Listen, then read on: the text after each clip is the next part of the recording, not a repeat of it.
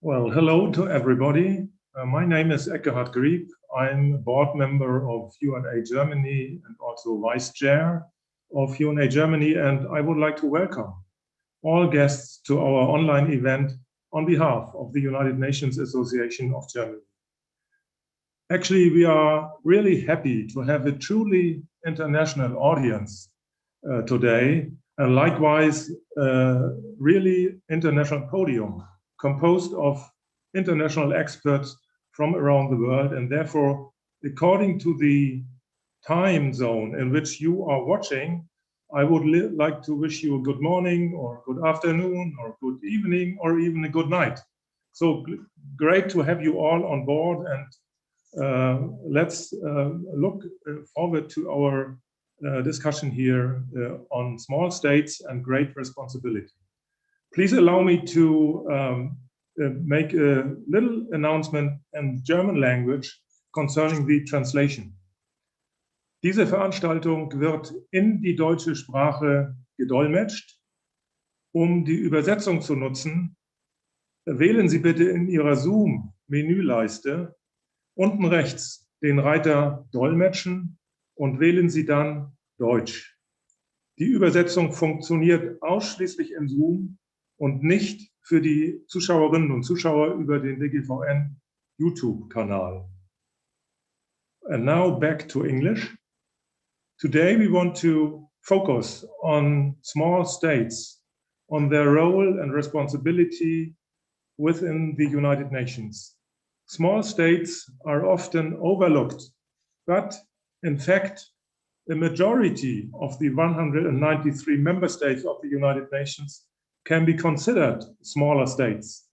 And about half of the UN member states have a population of less than 9 million people. And 1/5 of the UN membership has even a population of less than 1 million people. Among the smallest members of the United Nations are many small island states, like the Caribbean state of St. Vincent and the Grenadines, the smallest country ever elected to the United Nations Security Council. It's a privilege for UNA Germany to have with us today Her Excellency Rhonda King, Ambassador of the Caribbean island state of the St. Vincent and the Grenadines to the United Nations. And I think, Madam Ambassador, you will be joining the Security Council until the end of this year.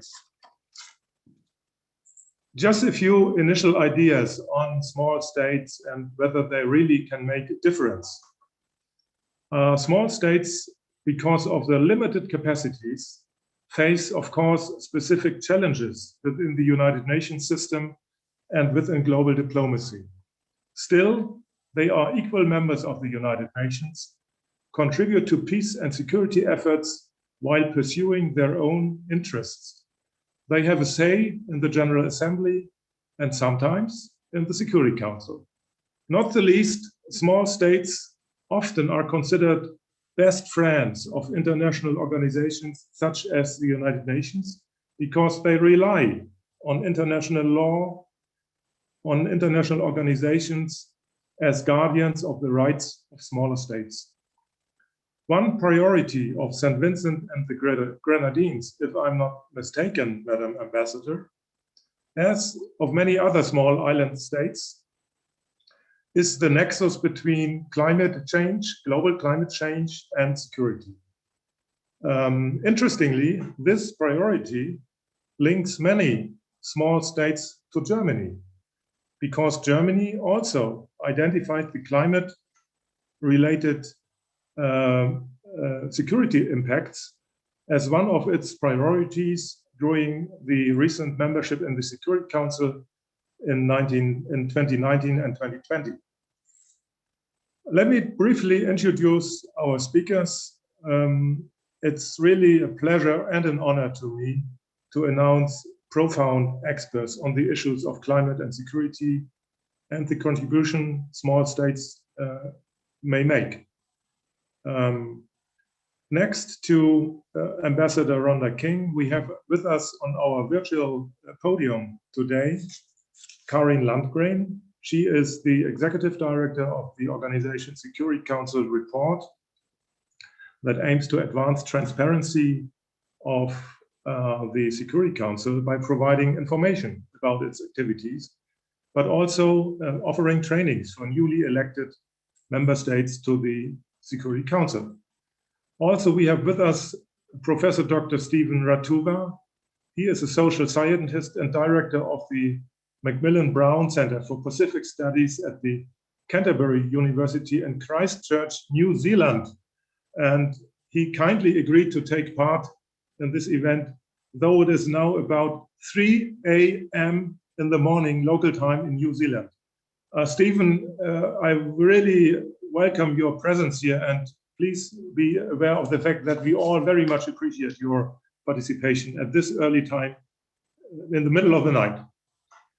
You came originally from the Pacific island country of Fiji, which has a long-standing record in UN peacekeeping, by the way. And I would like to welcome Dr. Benjamin Pohl. He's the head of the program on climate diplomacy and security at the German think tank Adelphi. Last but not least, I'm proud to announce that we have a very perfectly suited moderator today, namely Stephanie Fillon. Stephanie Fillon is a journalist and well-known and well-renowned for her work, for instance, for PassBlue.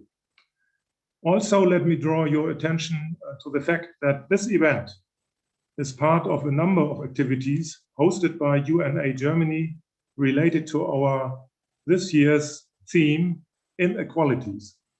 Obviously, there are not only social inequalities within countries and between countries, there are also imbalances regarding the status and power of members of the United Nations, for instance, between smaller and larger states. This is exactly the topic we want to focus on today. If you are interested, please have a look at UNA Germany's website to keep yourself informed about upcoming events in this series. And finally, let me take this opportunity to let you know, if you are not yet a member of UNA Germany, you may join UNA Germany or make a donation, thus strengthening the voice for strong United Nations in Germany and beyond. And without further ado, I would now like to hand over the floor to Stephanie Fillon, our moderator. I hope we all will have an interesting and inspiring afternoon discussion, or I'm canceling the afternoon because it's morning, night, or midnight, wherever you're watching. Without further ado, I would like to hand over to Stephanie. Stephanie, you have the floor. Thank you and welcome again.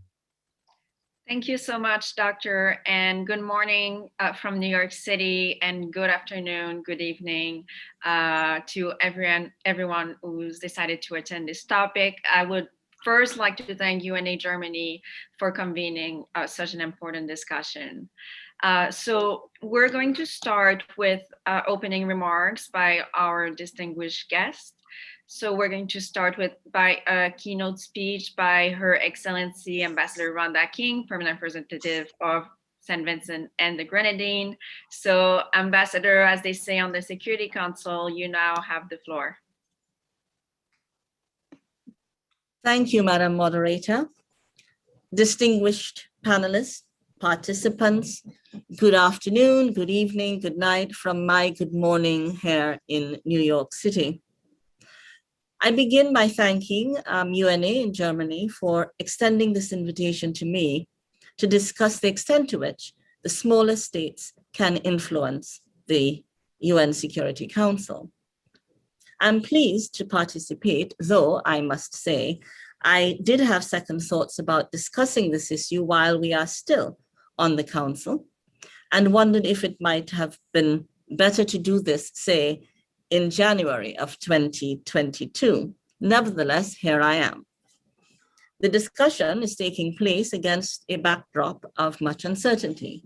There is climate change, the COVID-19 pandemic, inequality, and racism.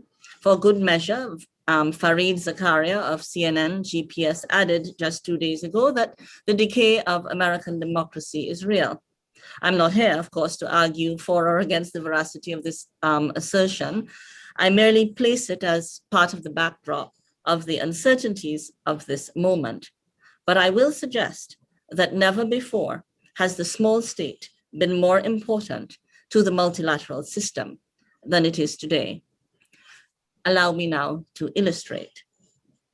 The ant is considered one of nature's most industrious and productive creatures, always on the move, building, burrowing, lifting, transporting.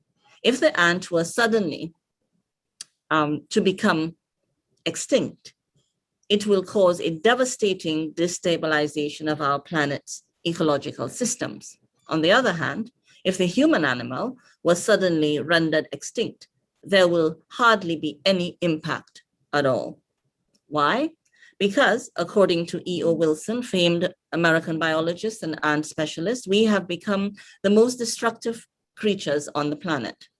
And this is precisely because of our excessive, ill-considered busyness, non-productive producing, carelessness, and greed. If, according to E.O. Wilson, we were to lock stack every human being, all 7 and some billion of us, we will occupy little over 1 cubic mile of space. Yet each human being has a very large ecological footprint. And if we were to use the human being of the developed world, especially the American human being, to illustrate the point, we would find that he requires 24 acres of land to support his lifestyle of busyness and acquisitiveness. So if the rest of the world were to follow the model of the good life, we will require, Wilson portends, 4 more planets Earth to sustain this level of busyness. But this, of course, you already know. I draw this picture today merely to suggest that the small state is the ant's equivalent in the multilateral system. We do much of the unglamorous but vitally important work that keeps the multilateral system churning. But before I elaborate a bit more and provide concrete examples of this contribution, I believe that I owe you a brief history of the smallest country that has ever sat on the Security Council. I will also touch on how we prepared to do so and what the campaign looked like. Then finally, I will share some of what we have been trying to do since we were elected. So first, a little about our history. European contact with St. Vincent and the Grenadines first occurred in the 16th century. In the mid-17th century, the indigenous Kalinago people welcomed enslaved Africans from Nigeria, Cameroon, and Equatorial Guinea, who were shipwrecked off St. Vincent en route to Barbados. The two people slowly became one, the Garifuna, and as time passed and as word spread, runaway enslaved Africans from other islands made the perilous journey to St. Vincent to join the free Garifuna community. In 1763, Britain assumed sovereignty of St. Vincent and the Grenadines. Thereafter, over 200 years continuously, save and except a few years of French occupation, 1779 to 1783, St. Vincent and the Grenadines remained under British colonial rule until internal self-government in 1969 and constitutional independence in 1979. Some historians argue that in the mid-1700s, St. Vincent was at the center of the world. This was in large measure due to the competing interests of France and Britain, both of whom were trying to expand their empires. St. Vincent proved to be a formidable opponent to these aspirations, and warring between the various factions, the indigenous peoples, the runaway slaves, the French and the English persisted for years. Understanding the intrinsic value of this island at that time is probably best illustrated by the fact that the oldest botanic garden in the Western Hemisphere was established by the British in 1765 on St. Vincent. During the ensuing years, the St. Vincent Botanic Garden became the horticultural center of the Western Hemisphere. Less known is that St. Vincent also occupies a pivotal place in the origins of environmentalism. It was on this island that a piece of legislation, the Kings Hill Enclosure Ordinance, based on the then novel concept that deforestation might cause a decline in rainfall, was enacted in 1791. This is thought to be the first piece of legislation of its kind. St. Vincent was one of the last Caribbean countries to be colonized by the Europeans. Resistance to slavery hastened its demise in 1838. Important to note as well is that genocide was committed against the Garifuna people, and those who survived starvation and water deprivation on one of the Grenadine Islands were shipped to Ratuan Island off Honduras, where many still live today. The organized enslavement of Africans in St. Vincent and the Grenadines existed for only 75 years, a much shorter period than in most other countries of the New World. Between 1845 and 1881, indentured laborers were recruited to St. Vincent and the Grenadines, first from Madeira, Portugal, and then from India, to work on the plantations in the post-slavery period, alongside the former slaves and their descendants. So from the early 20th century, the people of St. Vincent and the Grenadines ramped up their struggle against colonialism and for self-determination. Our people have built a harmonious society with a core of tried and tested values of our Caribbean civilization. We are today the songs of indigenous people, the Kalinago and the Garifuna. We are the rhythm of Africa. We are the melody of Europe. We are the chords of Asia, and we are the homegrown lyrics of the Caribbean. 10 years ago, so 10 years before our election to the Security Council, we registered our interest in having a seat on the Security Council. We received the endorsement in 2018 from the group of Latin American and Caribbean states, and were elected to the Security Council in June 2019. The endorsement of the GRULAC was important because SIDS lack resources to compete. Our campaign was never about wining, dining, or entertaining member states, though we did distribute our sustainably manufactured chocolate bars from sustainably grown cocoa to the wider membership during the week of the election. Instead, during the 10 years in the lead up to the actual election, we believe that it was our duty to demonstrate our capacity to serve and contribute meaningfully to the multilateral system. We led many processes, committees, organs, groups. We tabled and co-sponsored resolutions. We remained fully engaged, and we will remain fully engaged after we leave the council. We intend to pursue a seat on the PBC in 2023, and we currently occupy one of the 2 seats allotted to the elected members on the PBC. So now to the highlights of what we focus on and why. SIDS, we believe, are the conscience of the United Nations. Ever mindful that the biggest contribution the UN has made to us as small states is that it has become illegal for major and medium powers to invade and occupy small states. With only a few exceptions, small states have been able to live in peace and keep our idealism and optimism alive. Small states like ours, therefore, are staunch defenders of international law that is being eroded today. While analyses and application of international law may differ based on geopolitics or various alliances, it is this universal benchmark that is critical when pronouncing on various agenda items and discussions in the UN Security Council. Oftentimes, the role of SIDS as disinterested third-party observers enables our commitment to emphasizing the application and importance of international law. Climate and security is a defining issue of our time. It will shape international politics, peace and security, and even international law. SIDS are on the front lines of the terrible impacts of climate and security and have a critically unique and important voice in raising awareness and agitating for urgent change. A positive amidst negative trends in multilateralism is perhaps the establishment or expansion of concentric circles of cooperation, as I like to call it, within the elected 10 members of the United Nations Security Council. Early 2020 saw the creation of the A3+1 formula within the Security Council when we joined the Council. We are extremely proud of this partnership, which has also advanced our foreign policy of promoting African solutions for African problems. This is not just a catchphrase.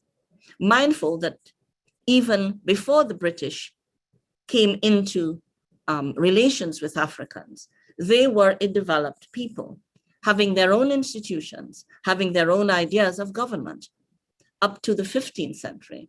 But today, almost 70% of the Council's agenda focuses on issues in Africa. The late great scholar and activist historian, Dr. Walter Rodney, a Guyanese from the Caribbean community, believed that we need to set the record straight, and to do so, 4 operations are required. 1, reconstruction of the nature of development in Africa before the coming of the Europeans, reconstruction of the nature of development which took place in Europe before expansion abroad, analysis of Africa's contribution to Europe's present developed state, and analysis of Europe's contribution to Africa's present underdeveloped state. This will be a very worthy exercise, and we believe will help address the root causes of underdevelopment and of the conflict in Africa. In the meantime, St. Vincent and the Grenadines has, as one of its priorities, the peace, security, and development nexus broadly, and more specifically in Africa. And the A3+1 formula is the mechanism through which we work on this priority while on the UN Security Council. The A3+1 mechanism has been a partnership of equals, with St. Vincent and the Grenadines also coordinating, negotiating, and making statements on behalf of the group on Haiti and Colombia, but also on country-specific files on the African continent like South Sudan. The A3+1 has well over 45 statements and counting, I believe, thus far. We negotiate as a bloc and convene area formula meetings as well. We see immense potential in this unity for many reasons. For example, it allows for the amplification of voices and common interests, thus expanding ambitions. This is the incidental benefit. It also has the incidental benefit of creating efficiencies. It is grounded in mutual respect, which means we listen to each other. Genuine listening allows us to better understand the perspectives of the other. We don't presume to know what is better for the other. Listening facilitates real dialogue and meaningful exchanges, which increase the chances of finding lasting solution. The result is increased trust, which opens up possibilities. It does not close doors. These, we believe, are the components necessary for strengthening multilateralism. We also note that last year, Indonesia and Vietnam, as ASEAN members of the Council, also cooperated on some issues and made joint statement, as well as EU cooperation, and the EU voice on the Council remain as strong as ever. In fact, EU members have attested to the fact that the EU voice is even stronger and more united in the Council than elsewhere. That informal coordination is quite strong within the Council and effective in defending values they hold near and dear. Another excellent example of a concentric circle of cooperation is the creation of the IEG on climate and security, which Germany was instrumental in being the founding chair of this working group. Despite tremendous resistance from some quarters, and in large measure due to the leadership of Christophe, we were able to create the group. And we know that the group will find creative ways to exist and get its work done.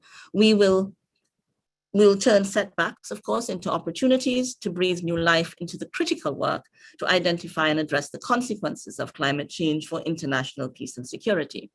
The E10 will always be a diverse group, and from year to year, the dynamics will differ, the unity will fluctuate, but it remains the best hope the Council has for being effective in lieu of reform. We have been able to keep our common positions on working methods and delivered again this year a joint E10 statement at the working methods debate just a few days ago. These concentric circles of cooperation within the E10, and even including some P5 members, buoyed by the legitimacy of being elected members, have amplified the voices and positions of smaller states, and it is a very good thing overall. St. Vincent and the Grenadines is the current chair of the IWG on documentation and other procedural matters. The work of the IWG is not glamorous, and it takes place quietly in the background, but it is an invaluable and good example of how small states can contribute. Through the work of the IWG, incoming members may be better prepared for their roles on the Security Council, for instance. By becoming more familiar with the work and working methods of the Security Council, elected members are placed on a much stronger footing, enabling them to more effectively participate in decision-making, thereby enhancing the effectiveness of the Council. The fact that this capacity building begins and is facilitated by the IWG means that St. Vincent and the Grenadines' role as the chair of the IWG is crucial, as outcomes of this working group will transcend its tenure on the UN Security Council. This SIDS does not believe in megaphone diplomacy. Norm setting and thought leadership are more the aim. Like the ant, we quietly busy ourselves with chipping away at big things little by little. We try to cut new pathways, sprinkle new seeds, and endeavor to change mindsets, always with the aim of creating durable solutions. So thank you for your attention, and peace profound. Thank you so much, Rhonda. And I'm sure that a lot of us would love to reconvene at the end of your Security Council term and have a similar discussion looking back after 2 years. So now I want to go to Karen Landgren. She's someone who has undoubtedly watched very closely the work of St. Vincent and the Grenadines on the Council. So I would like to go to you, Karen, and ask you, what do you think is different about the work of St. Vincent and the Grenadines on the Security Council if we compare to other maybe E10 elected members of the Security Council, but even if we look also the permanent 5, the powerful 5 permanent member of the Security Council? Thanks, Stephanie, and greetings to my fellow panelists and those who've joined the debate. Let me start responding to this with the question of small countries on the Security Council more generally. A few years ago, I had a conversation with the Deputy Foreign Minister of a prospective candidate for the Security Council. And he asked me, what connects a small country like ours to the UN Security Council? I thought that was a really great question and a starting point. This question of connection is going to be at the heart of my comments now. This discussion is so timely, and I have to thank the German UN Association for stimulating it. Albania and Gabon have just been elected to the Council. So has the UAE, if we're using a cutoff of, say, 10 million population. I'm aware that we haven't really defined what we mean by small for the purpose of this discussion. And in the coming years, Switzerland and Malta are candidates. Guyana, Denmark will also be running. But a country being small doesn't mean that it is lacking in ambition or lacking in leadership or lacking in principles. And there are plenty of examples of small countries that have had a big council impact.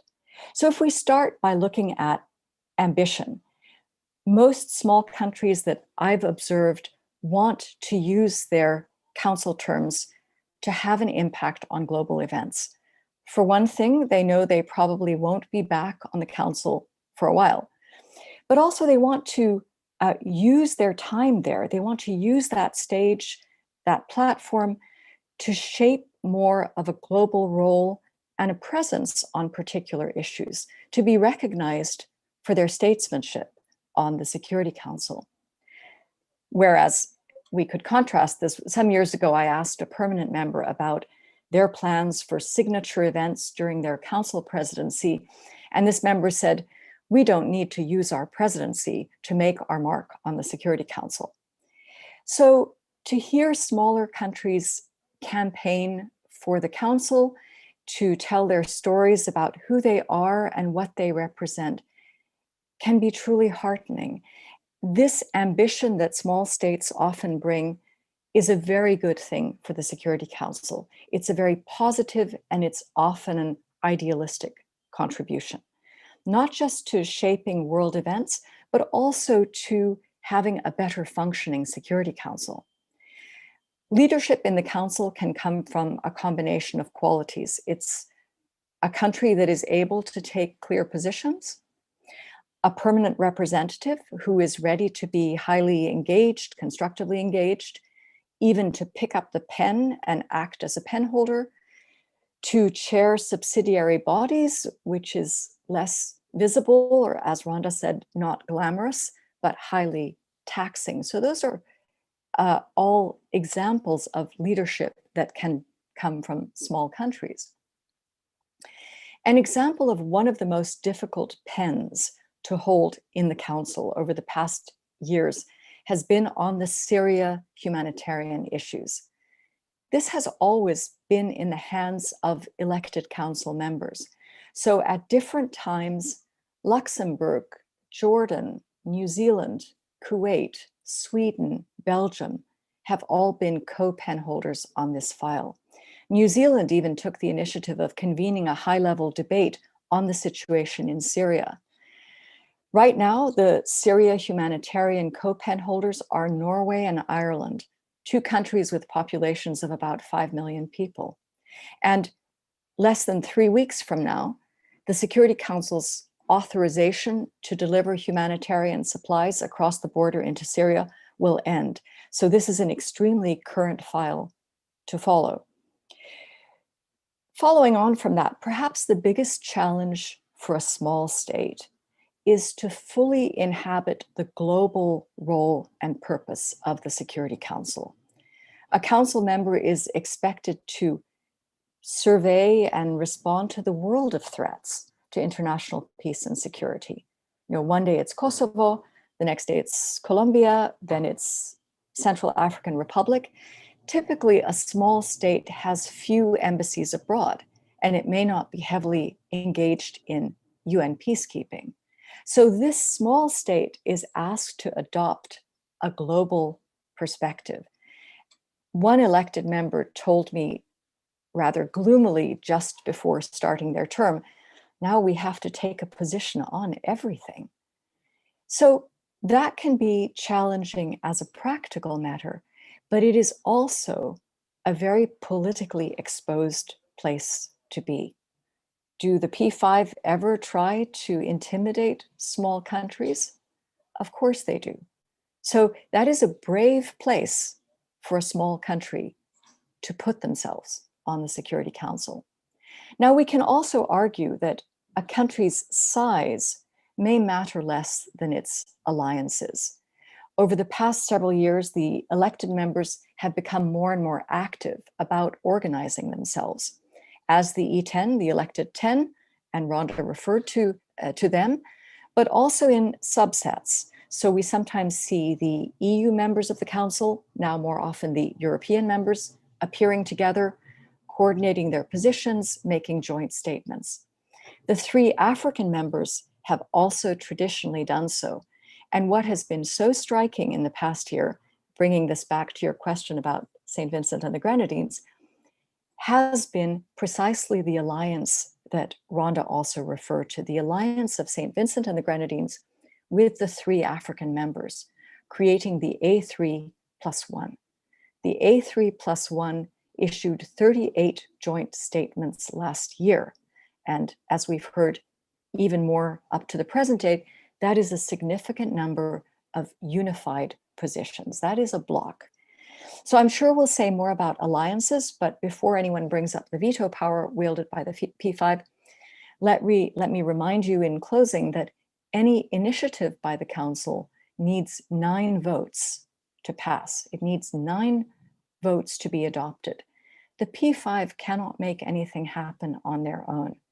The A3+1, that's 4 votes right there. Remember that on the Council. Numbers is numbers, votes is votes. So alliances are everything. Thank you. Thank you so much, Karen. That's definitely a good way to start. And I think we'll probably go back to the A3+1 as we already have questions on that specific topic. So now I would like to go to Professor Dr. Stephen Ratuva.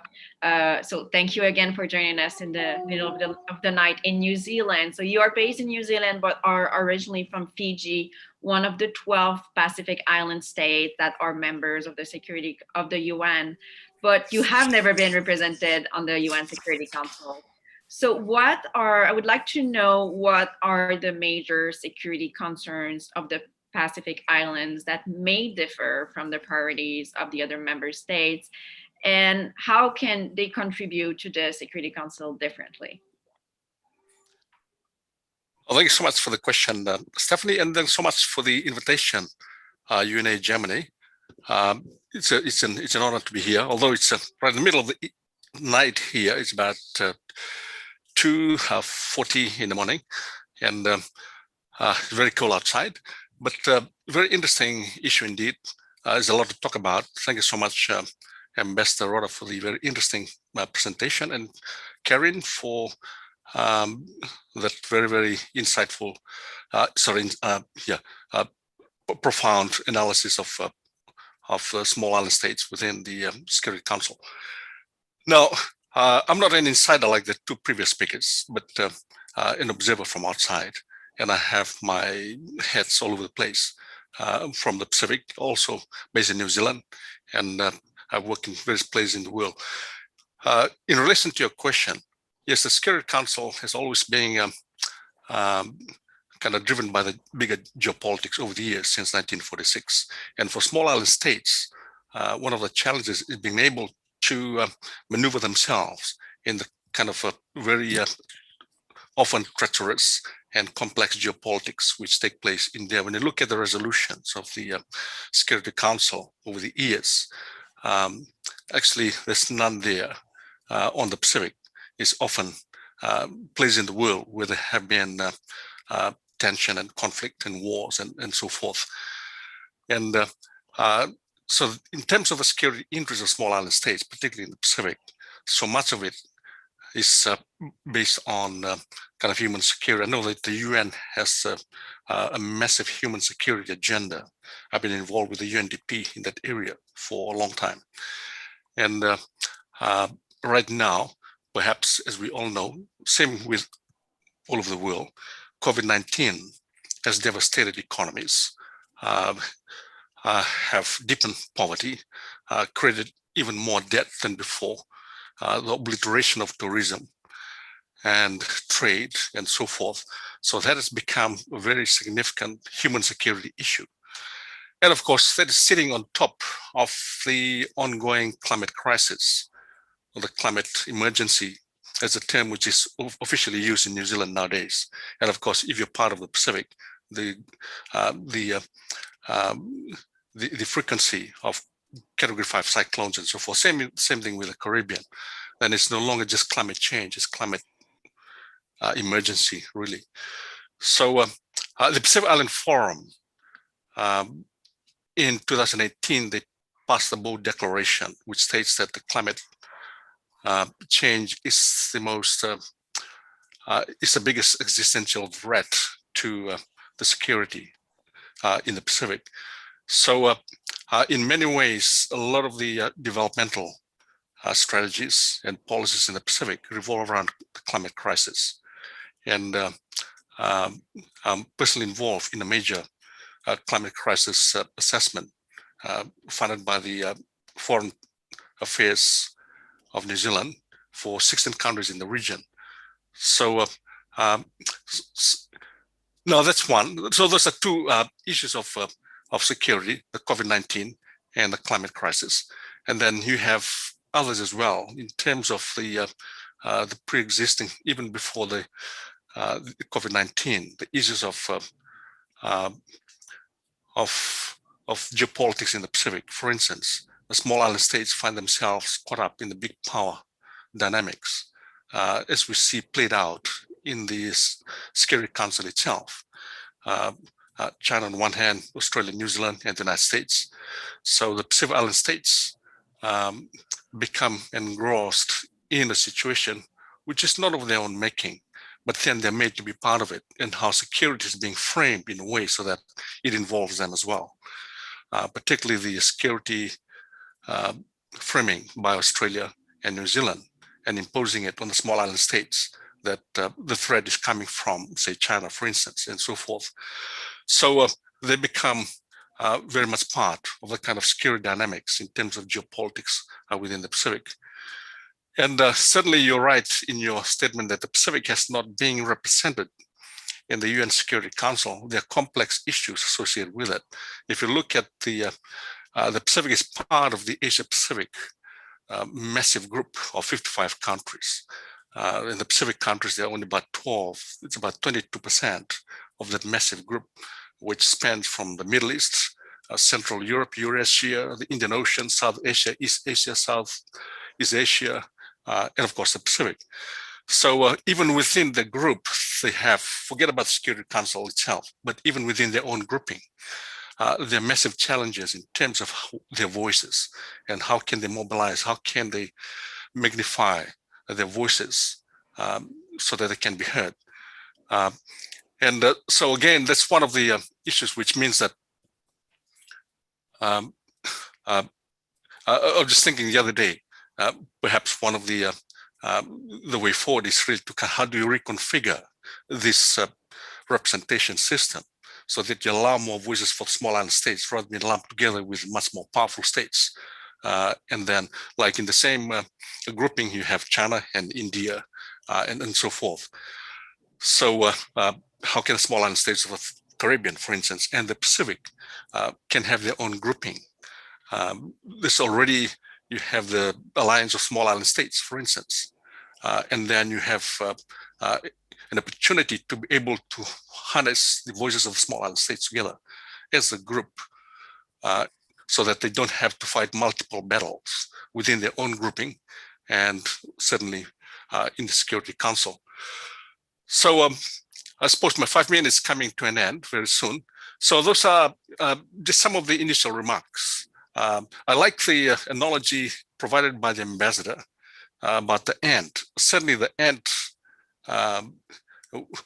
where it's a very, very highly ambitious creature, very hardworking, has to fight against all odds to be able to lift in order to survive, to be able to deal with much bigger creatures in order to survive. And certainly for small island states, certainly in the Pacific, there has been, they have a colonial history which always kept them within the margins of the bigger geopolitics. It was used as a place for dumping, testing nuclear weapons and other things in the past. It's one of the few places in the world where we still have colonies. So there's a whole lot of internal dynamics they've been going through. And certainly over time, we need the support of other small island states, say in the Caribbean and other places around the world as a means of amplifying their voices more within the UN system. And certainly might be to create that possibility of one day having a representative in the Security Council. Oh, thank you very much, Stephanie. Thank you so much, Steve. And so one topic in which I think there can be a cooperation between smaller and bigger states, and that's something we've witnessed in the past few years, and that's something we've already heard about a little bit, is the topic of climate change and security. So it is, of course, a priority for many small island states, including, as we've heard, for St. Vincent and the Grenadines, and also Pacific Island states.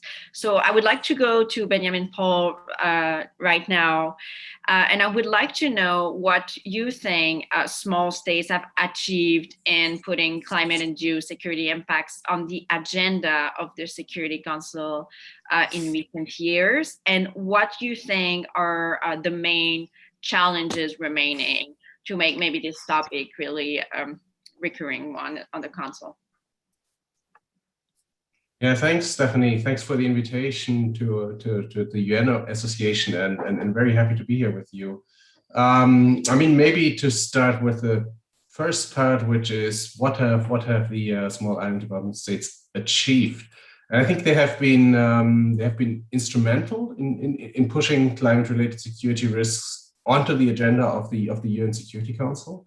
And they also remain instrumental for progress on this issue because of their essentially their credibility.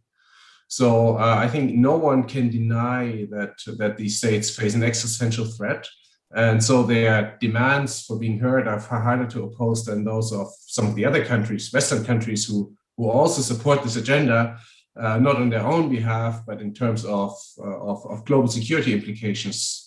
And therefore are sometimes eyed with suspicion. So what do they really want? And so I think the SIDS have done a great job of convincing candidates for the UN Security Council to invest into this issue. For example, through the group of friends that Nauru has founded together with Germany in 2018 and continues to co-chair.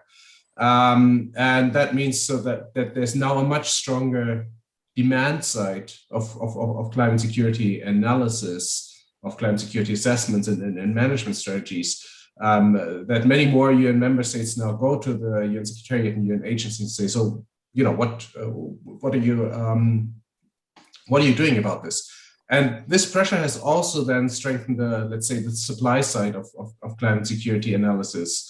You know, it has led to the creation of the climate security mechanism within the UN system, to the creation of the informal expert group of members of the Security Council who sort of look at the UNSC mandates in terms of how can climate security considerations be more systematically integrated.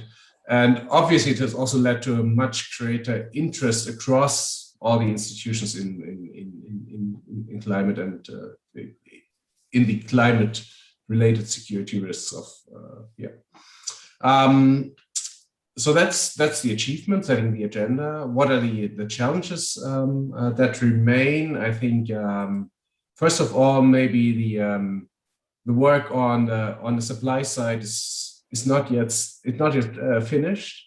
So I think the SIDS can and should continue to press other countries on the issue, especially the BRICS. I think we're by now the most visible skeptics of this agenda. Now, of course, it might be too much to ask the SIDS to push the BRICS, but I think what they can push them is to justify their stance in view of the situation that the SIDS are facing. I think a big challenge beyond that, sort of getting that universal recognition of the interlinkages between climate change and security, the main challenge is that there's a partial mismatch between what the SIDS want concretely and what the UN Security Council can deliver concretely, at least on one level. So I think there's two levels. So one is the sort of the symbolic recognition of climate change as an existential threat. I think this is doable. It's a question of political will, of persuading the skeptics that this can and should be done. But there's a second sort of more practical level in that the UN Security Council in practice primarily manages conflict. And now, and a lot of what the island states want and need on the practical solution side is is about the agenda in the General Assembly. It's about climate finance, it's about governance and development, it's about building resilience. And especially when it comes to sort of building, social resilience in a country and across sort of a region, which I think is the most important item here. This is something mainly about national political choices and international development cooperation. And sort of the unfortunate thing is that the Security Council and the General Assembly are sort of the most significant UN silos. So trying to link them comes with a lot of difficult political baggage. Can the UNSC mention finance? Can the GA mention security? But I think it's very necessary, and it's even an opportunity for the UN to truly link security and development in the UN, because they are, of course, already linked in reality. But I think that's where it's sort of the biggest challenge comes in. It can be overcome, but it's a steeply inclining curve. Let's put it that way. Thank you so much, Benjamin. So the introductory remark part is now over. We're going to go to a more informal question and answer format. So I would love to invite anybody in the audience who would have any question to write them in the chat, and I'll make sure to read them and to ask some of them. But I would like to start off with one that we had prepared. We're talking about the impact that small island states have on the or small countries have on the Security Council, but maybe we could take a look at how to get on the Security Council first. I think that Steve gave us some insight into how other countries could make it easier for small countries to get on the council. But I would love to have some other people's perspective on how can small state convince larger powers to support their campaign for the Security Council, and also to put their issue on the agenda. So maybe Ambassador King, if you can provide some insight on how you did it, and also anybody else's experience in terms of what you've witnessed from other countries. Thank you, Stephanie. For us, as I tried to touch on in my little presentation, it was a long-range ambition. So we placed ourselves on the chart within our regional group, that's the GRULAC, 10 years before the date.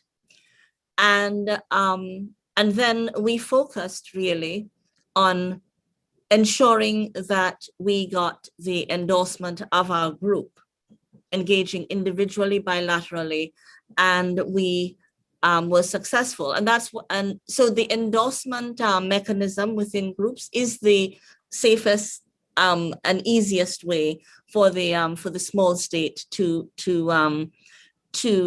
get the nod of its region. And once you have that endorsement, so your focus is on a smaller group and convincing a smaller group, your neighbors, your friends, your family, to give you the nod. Now, CARICOM also took it, as we are very ardent, St. Vincent and the Grenadines are very ardent reformers of Security Council reform, and I lead the L69 group.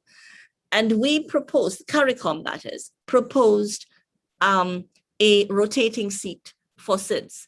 And that is now making its way. We have fleshed it out. Many people have decided that it is a good idea to guarantee a space, that because we don't have resources to compete, because we saw just 2 years ago Maldives having to compete with Indonesia and was defeated badly, because you cannot, it's difficult if you put a tiny state up against a big state who has resources, reach, etc., to convince anyone that you should opt for the tiny one. So the endorsement mechanism is the safest bet. And therefore, with that in mind, we are proposing a revolving seat for SIDS in a reformed council. And we are in the business right now of going to approach the Pacific SIDS with that model to engage with their own ideas as to how that mechanism could work or should work. So so that's my somewhat long-winded answer to that, because we cannot do it the way Germany and big states will do, wine and dine and take people on trips. We cannot do that. We must do it, must have a mechanism that essentially guarantees and our place based on some rotation. And so the idea is becoming easier now for people to see that we don't drop the ball necessarily when we are there.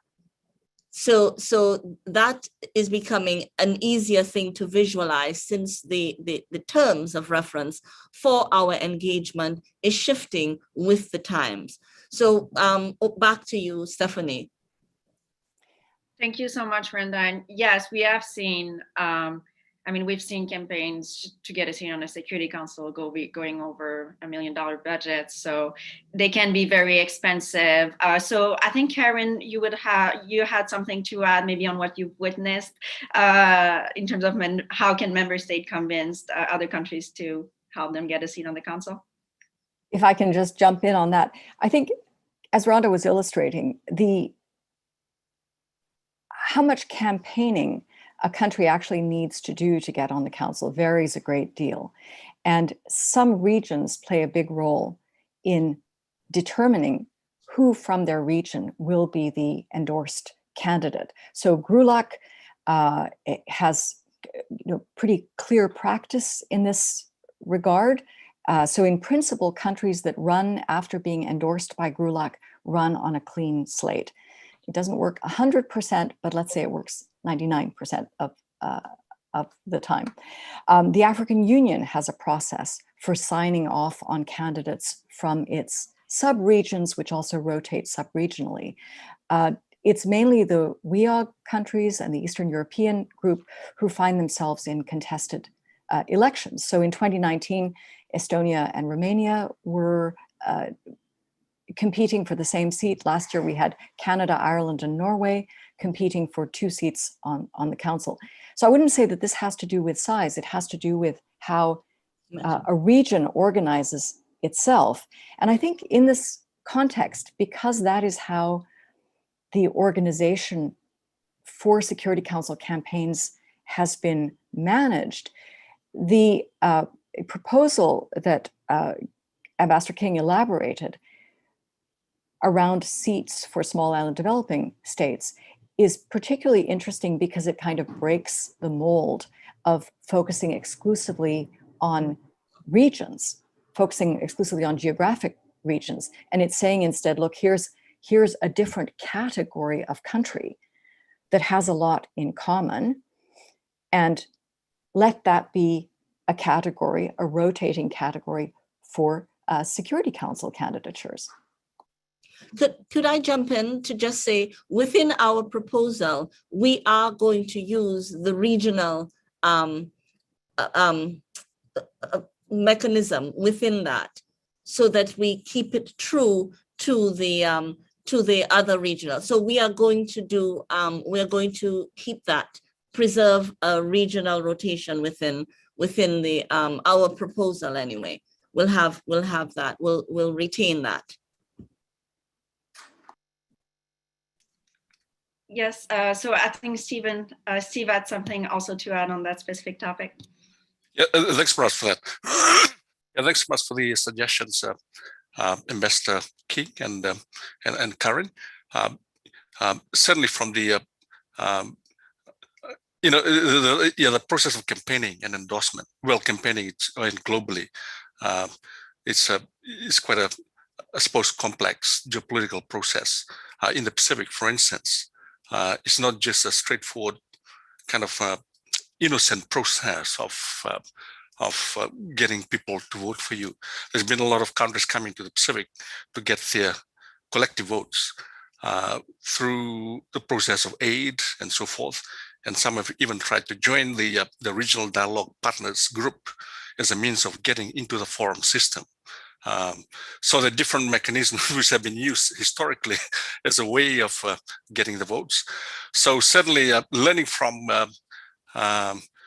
St. Vincent and Grenadines and the Caribbean model is a good way for the seats of the Pacific in terms of what are some of the lessons they can learn. And of course, inter-regional lessons of small island states is very, very important here in terms of not just support, but also in terms of finding out exactly what are the strategic mechanisms they use, endorsement within the group itself, and how do they go out of the group, and how do they maneuver themselves around the contours of kind of geopolitical complexities in order to generate the support that is needed.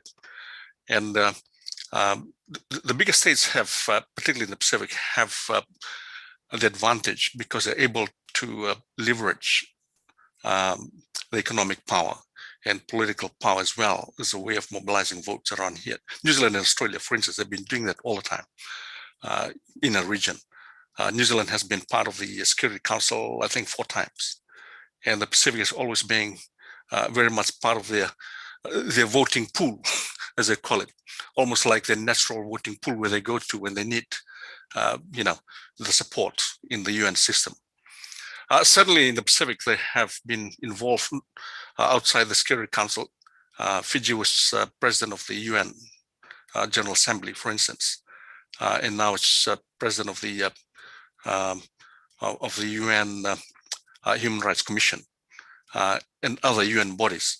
But the only place they haven't broken into is the Security Council. Thank you so much for this.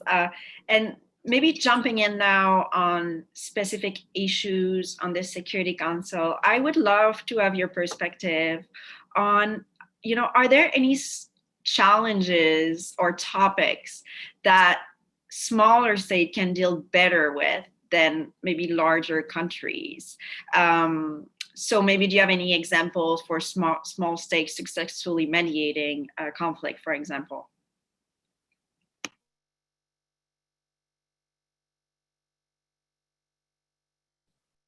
Karen, I think you could, because you gave one on Syria earlier.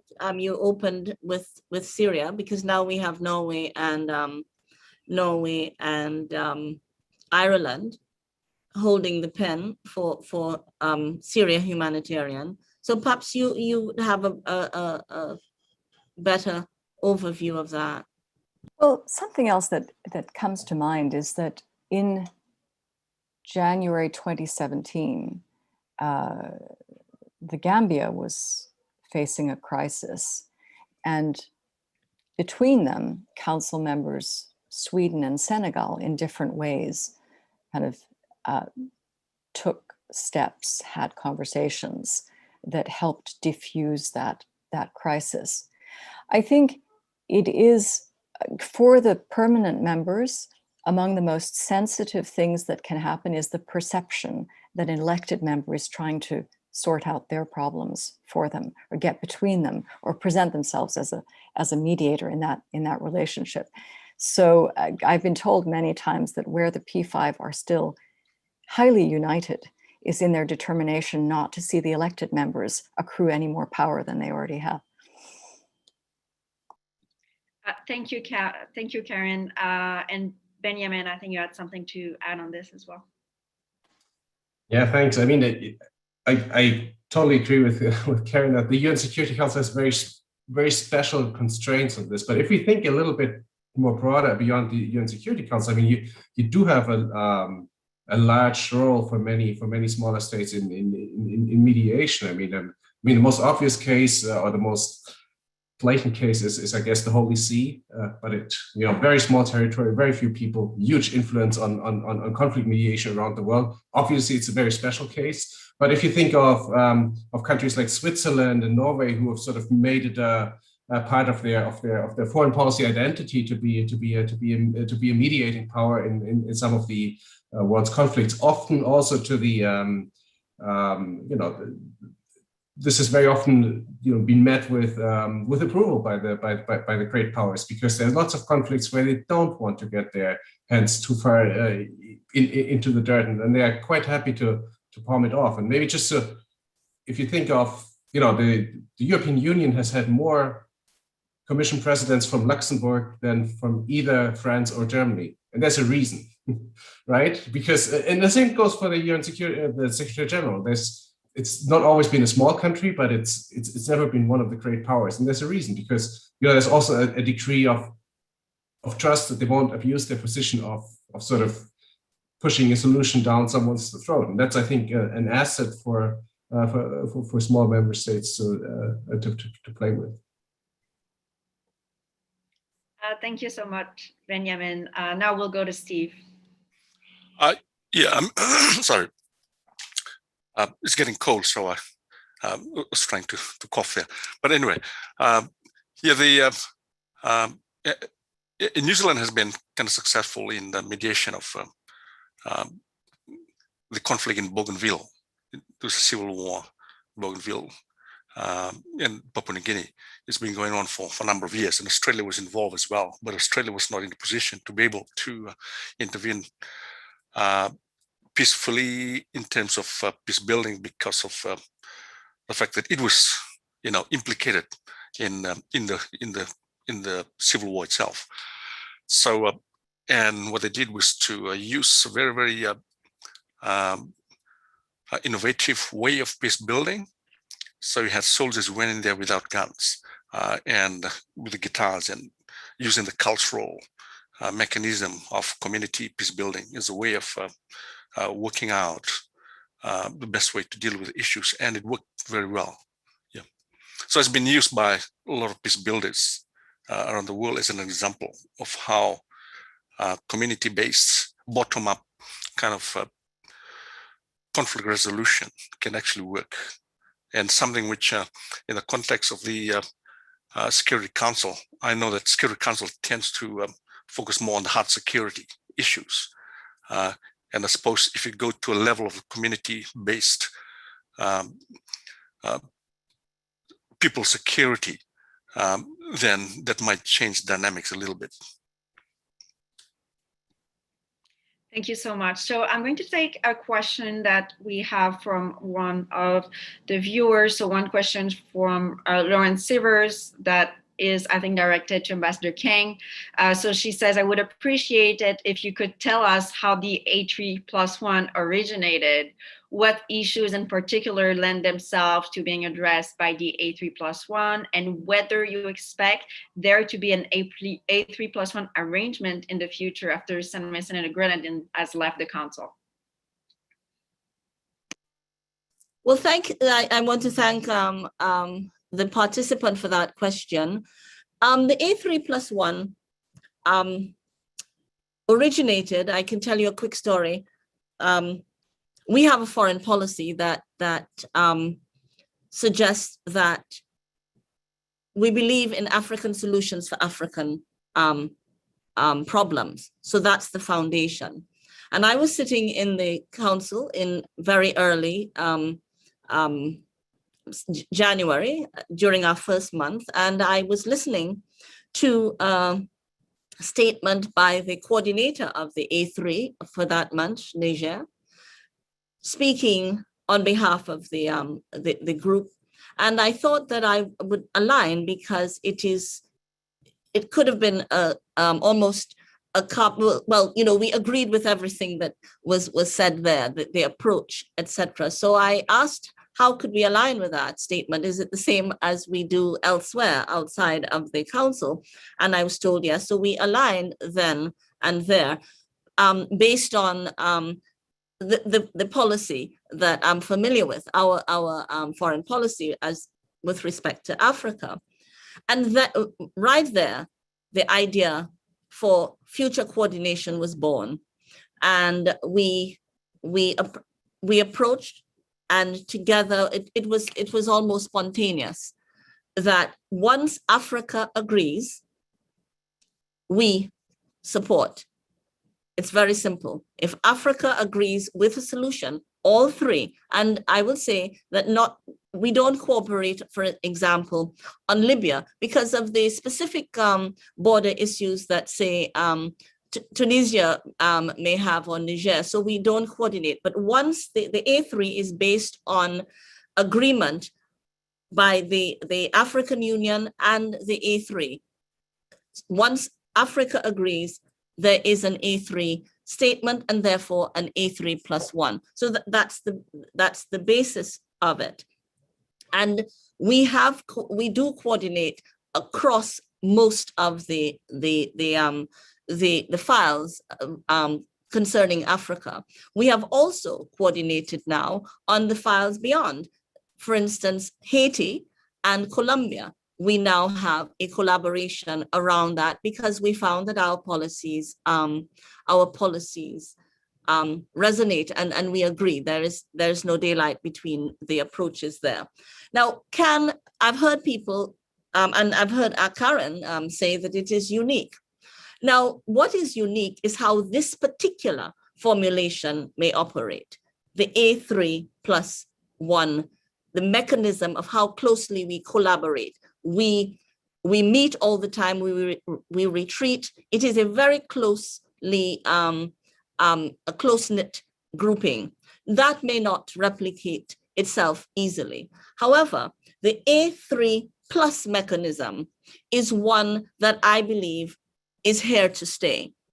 And there are members currently and coming in very interested in doing it. But how the mechanism works will vary from country to country because it is based on a simple foreign policy. If you have a foreign policy or you have a perspective where you believe that there should be African solutions for African problems, and once there is a regional engagement, it is easy. And there are council members at this very moment that agree with that policy and are very interested in that kind of collaboration. So I do believe that A3+ is here to stay.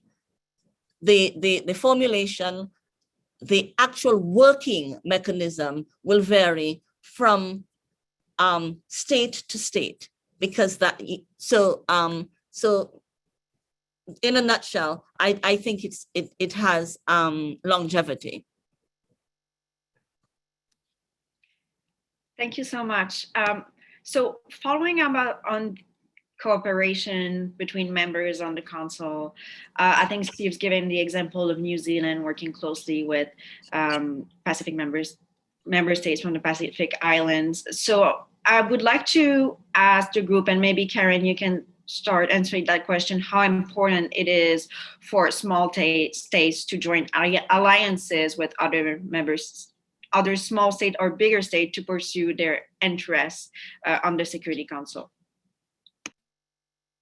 So I think it's worth underlining how difficult it can be to find common positions in the Security Council. And it's not like just because the E10 are all elected members, they're naturally going to gravitate to the same positions. And even the subgroupings, whether we're talking about the Europeans or the African members, can find it difficult always to be on the same line. Sometimes the main thing they have in common is that they're all elected. But it gets back to a point I was making earlier, that ideally council members are not there exclusively or even primarily to push for their bilateral interests. They are there to take a step back and represent the world in the maintenance of international peace and security. So I think I don't want to speak for small states, but surely when they are running, as Rhonda suggested, they are also running as a country that can represent others like them, that others can see themselves in, they can think, well, having St. Vincent and the Grenadines on the council is a very good thing, because they will also represent some of the things, some of our historical experiences, current experiences, challenges in peace and security. So I think that is actually a very strong campaign point. And small countries or smaller countries can also link up with larger partners on the council. if we look at the Dominican Republic, and as I say this, I feel I should quickly check the population of the Dominican Republic. They're not exactly a small country. 10 million. 10 million, okay, they make my cutoff criterion. But the Dominican Republic did very interesting work on the Council around climate and security, for one thing, but also around the agenda item of youth, peace, and security, which had been, is it fair to say, a little bit of a backwater? It had been very difficult to get something actionable on the agenda item of youth, peace, and security, like reporting from the Secretary General. And so on some of their agendas, the DR linked up with France to get a product through. So that was a very productive alliance for them. So again, we come back to alliances and positioning what you represent and who you might represent. Thank you for this. Benjamin, I was wondering, do you have anything to add on this, maybe from what you've noticed from your climate point of view? Well, I think I would just underline this alliance, the importance of these alliances. I think there was a question also in the chat that sort of, you know, alluded to this, asking, well, you know, if all the small island states grouped together and sort of made a lock rolling proposal and saying, you like, look, we're going to vote for you only if, you know, you agree to have to put a small island state on the Security Council. I think that's something very much worth considering, because there is a lot of UN votes in small island countries, which, by the way, some of them are also large ocean countries. They're not just small islands; they're large oceans. That's part of where some of the strategic leverage of these countries will come from. Of course, that would sort of has as a precondition that there is quite some coherence and quite some sort of a state of mind where truly these countries say, yes, we will find a mechanism to select the one who we will then put forward. And we know from experience this hasn't been easy. This hasn't been easy within the Pacific, and of course it wouldn't be made easier if you then added small island states from other regions. But it's certainly something to sort of at least indirectly underline. In so many states, even if the small island states cannot, wine and dine with for their campaigns, they're being invited to these campaigns. So making that point there as a sort of, okay, here's a lever that we have would be I think a very helpful idea, but of course one that would rely on establishing a mechanism in between these small island states by which they would then coordinate that they cannot be bought off against each other, but that there is really a unity of purpose, of political purpose here. Stephanie, may I jump in for a moment on going back to the SIDS rotating seat, the proposal? It has found wide acceptance amongst small states, not just SIDS. So FOSS has embraced that and many FOSS members are arguing for the expansion of this mechanism to include FOSS members. But SIDS, we still are preserving it and making a distinction between the two, because Norway, Ireland, and St. Vincent and the Grenadines, you can see, or Fiji, we are not the same. So we want to preserve the distinction. I just thought I would interject that all small states are not the same. We heard the mechanisms. So Switzerland is a small state. Norway is a small state. Denmark, Sweden, they're all very rich countries.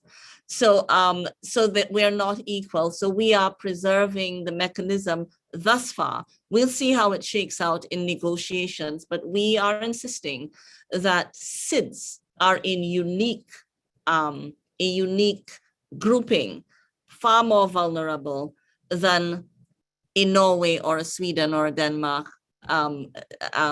could be. So I just thought I'd put that on the table. So thank you for giving me the floor again. Of course, thank you. So we're almost out of time. So I would love to give the floor to all of you just one last time for maybe final remarks, final thought on, small states. And, as you just said, around the, small states are not all the same. And it's also important to mention that, especially in terms of finances and resources. So maybe we can go the opposite order with which we started. So I would love to give the floor to Benjamin for some final remarks for today. Yeah, thanks. Well, maybe one thing to sort of to highlight after the discussion that we just had, and thinking about how the SIDS can have a greater influence. I think there's often international politics is sort of seen as a struggle for power, which of course it is, but there also there's also an element of very often of persuasion. Not everything is decided sort of with very strict and set preferences on the part of everyone. And I think the SIDS can be very persuasive on the issue of climate security, because they can demonstrate how effective they are and how unfair that is. And I think that gives them an element of rhetorical power. They can appeal to the international community, not just of states as represented in the UN, but also of peoples as represented in the sort of broader international public opinion. I think that's something that they have already done in the past, but where a lot of the emphasis should probably go, because in the end, the German or the US or even the Indian position isn't just decided by the government, but the government responds to sort of what the societal preferences and ideals are. Thank you so much, Benjamin, and thank you again for taking the time to take part in this panel. So, Steve, did you have any final remark on this topic? Oh, thanks very much, Stephanie. Yeah, just to add on from what Rhonda and Ben were talking about in terms of the potential alliances between the big countries and SIDS. I mean,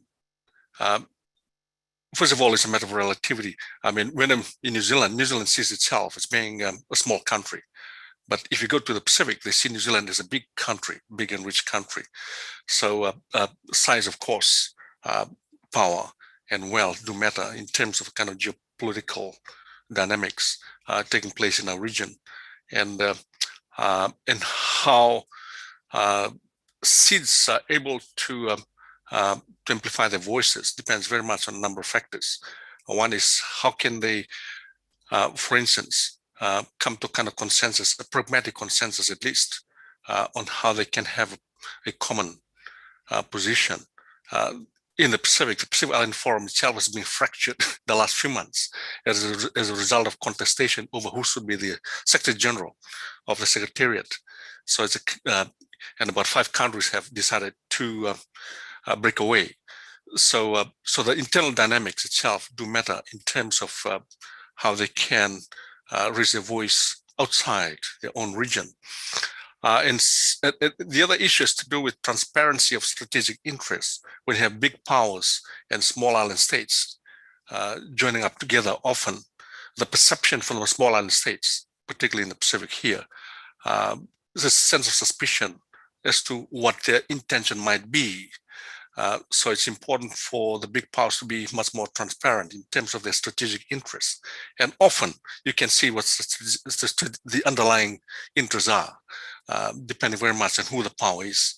But it's how those are played out in the alliance, and so that alliance is not used as a leverage to achieve a particular strategic interest, but rather for the bigger good of the global interest.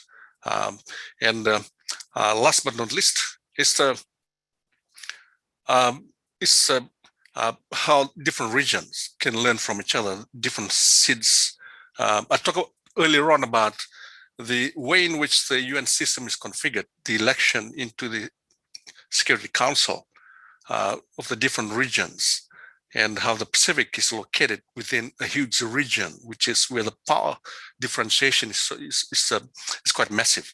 In the case of the Caribbean, they're a bit lucky because they only have Latin America and the Caribbean, and they have a long history of association. Over the years, they're part of the community of Latin American Caribbean states, for instance. They already have a bloc, so there's a lot of solidarity. But in the Pacific, you have the Middle East, and then you have South Asia, Southeast Asia. It's fragmented. So it's very difficult, small island states of the Pacific, to be able to find a kind of coherent connection and, and have a way of getting their voices amplified in this diversity. And of course, these regions are in their own rights, hotspots of conflict for the Middle East, where the focus is, and then Central Asia and Asia itself.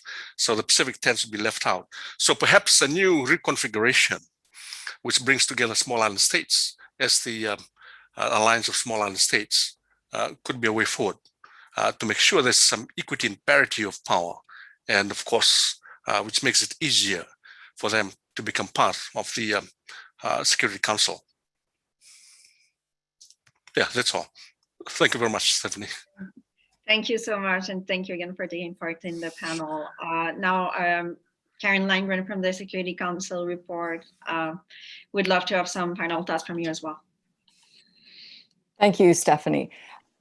The dynamics in the Security Council are very difficult right now, and whether the question of climate even belongs in the Security Council for discussion and action is really contested.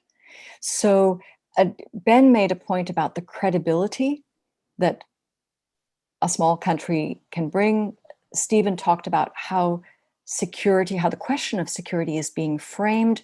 I would say that small states speaking from their own reality, and those states saying, look, climate change is an existential threat to us, and yes, it is a matter for the Security Council.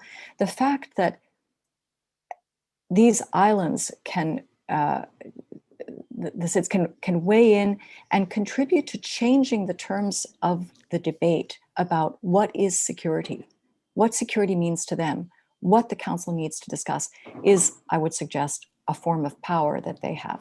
Thank you. And I think that's the perfect way of passing the torch to Ambassador Rhonda King for your final thoughts on the topic as well. Yeah, thank you very much. And it's been an honor, really. And I hope we can come back to discuss actually what SVG has done, because I'm also contemplating how the pandemic has shaped or affected our engagement.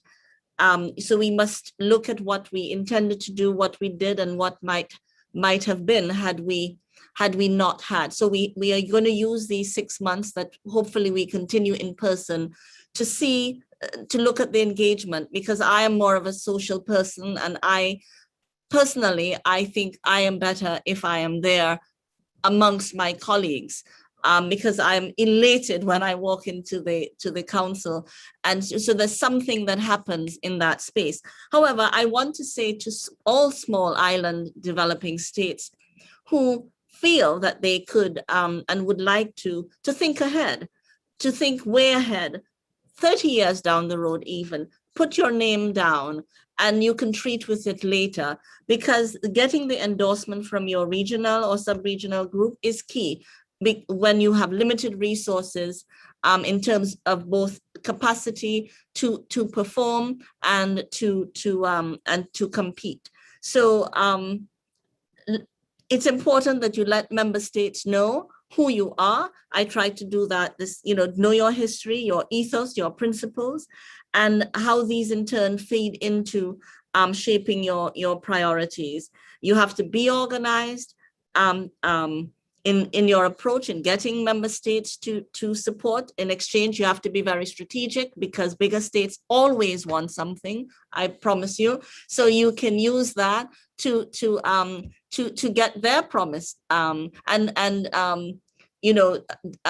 Dr. Benjamin spoke to that a little bit, I think. So you have to be organized, and you have to go to Security Council report to be trained, because we owe a debt of gratitude to them. They have an excellent program and a wonderful resource for all states, but I think especially for the small states. So demonstrate the ability of your team to get the job done.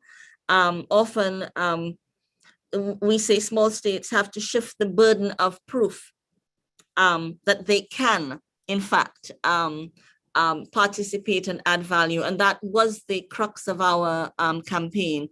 We took the long view and we did everything. We served on everything, chaired the 5th committee, president of ECOSOC, all in mind in demonstrating that we are multilateralists, we believe in the system, we want to add value, we are not here to do damage. It's not a matter of pride. It is a matter of pride, obviously, but it is because we believe in the system. We want to strengthen it, and we believe we can do so.